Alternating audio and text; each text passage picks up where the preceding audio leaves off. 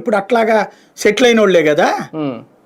ఇప్పుడు ఆ ఏరియాలో హైటెక్ సిటీ ఏరియాలో అట్లాగా సెటిల్ అయిన వాళ్ళే కదా వాళ్ళ కోటీశ్వర్లు అయినటువంటి తెలుగుదేశం నాయకులు అందరూ. ఇప్పుడు అలాంటి వాళ్ళందరినీ ఇప్పుడు మార్గదర్శులుగా మారమంటాడు మరి. అందుకే మార్గదర్శులు అంటే అదొక మళ్ళీ మార్గదర్శి చిట్ ఫండ్స్ కి ప్రమోషన్ లేండి, అది వేరు మళ్ళీ. కాదు ఇది బంగారు అది టాపిక్ డైవర్ట్ అవుతుంది అది.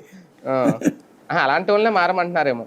కానీ ఒకటి సార్, రేపు ఇంకా ఇది ఇలాగే కొనుగోలు శక్తి అనేది క్రమక్రమంగా ఇంకా క్షీణించిపోతే, అంటే మిగిలిన పథకాలు ఇప్పుడు అమలు అవుతాయా లేదనేది గ్యారంటీ లేదు.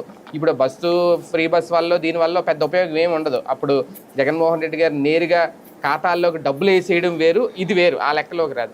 ఇదే కనుక జరిగితే రేపొద్దున భవిష్యత్తులో ఇప్పుడు మనకు వచ్చే ఆదాయం, మనకు వచ్చే వృద్ధి రేటు మీదే కదా సార్ రేపొద్దున అప్పులు తెచ్చుకోవాలన్నా ఎఫ్ఆర్బిఎం నిబంధనలు ఇవన్నీ దాని మీదే కదా డిపెండ్ అయ్యి ఉంటాయి. భవిష్యత్తులో అది ప్రమాదం అవుతుందా ఆర్థిక వ్యవస్థకి మనకి? అంటే చంద్రబాబు గారు చాలా విజన్తో చేస్తున్నారని చెప్పి భవిష్యత్తులో రాయించండి పుస్తకాలు. ఎలాగంటే చైనా ఎందుకు అందరూ ప్రిఫర్ చేస్తారు మ్యానుఫ్యాక్చరింగ్ సెక్టర్ కింద? అక్కడ పెద్ద చదువులు చదివేవాళ్ళు తక్కువ, ఈ చిన్న వయసులోని చదువులు తక్కువ, వెంటనే శారీరక శ్రమకి వెళ్ళిపోతారు, అంటే కంపెనీలో పనిచేస్తారు, లేదా కాలేజీ దశలు స్కూల్ దశల నుంచినే ఈ ఫ్యాక్టరీలో వీటిలో పనిచేసే విధంగా అనుబంధంగా కోర్సులు పెడతారు.